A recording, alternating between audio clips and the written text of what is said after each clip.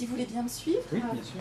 Il y a une indication à proposer une préservation de la fertilité chez l'homme dès qu'il y a un risque, que ce risque peut être lié soit au cancer lui-même, soit au traitement dont l'homme va bénéficier, qu'il s'agisse de chimiothérapie, de radiothérapie ou de chirurgie.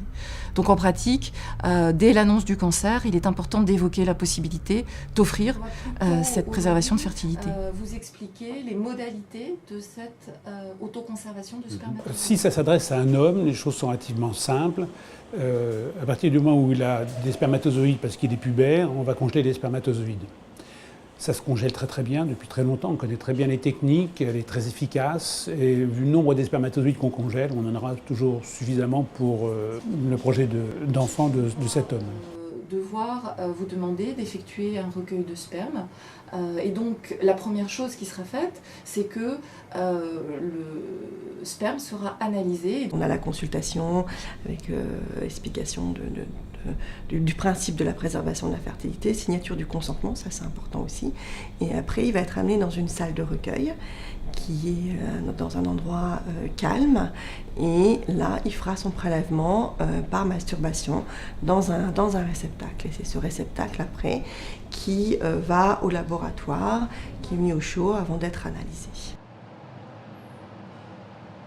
Lorsque nous récupérons le sperme qui est dans le pot de le réceptacle, eh bien la première des choses que l'on va faire après liquéfaction, c'est de procéder à l'évaluation des paramètres classiques qui sont le volume, la numération, la mobilité, ainsi que la vitalité et la morphologie des spermatozoïdes. Donc dès évaluation, nous avons les caractéristiques principales et nous pouvons dire si le sperme présente des caractéristiques normales ou pas.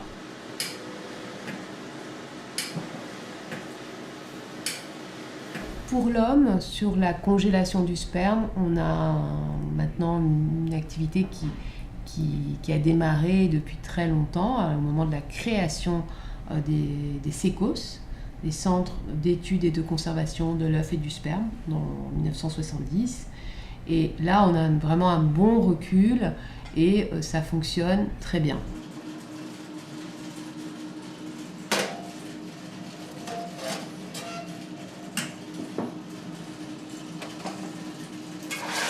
Les spermatozoïdes sont de toutes petites cellules qui contiennent très peu de milieu intérieur, très peu d'eau. Et la congélation est maîtrisée depuis très longtemps. Grosso modo, comme il y a énormément de spermatozoïdes, c'est très facile à congeler et à décongeler, on en récupère suffisamment.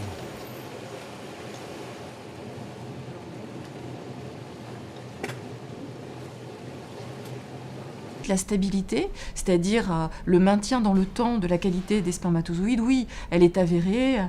5 ans, 10 ans, 15 ans, 30 ans, il y a des naissances obtenues après utilisation de paillettes congelées chez des patients après plus de 20 ans.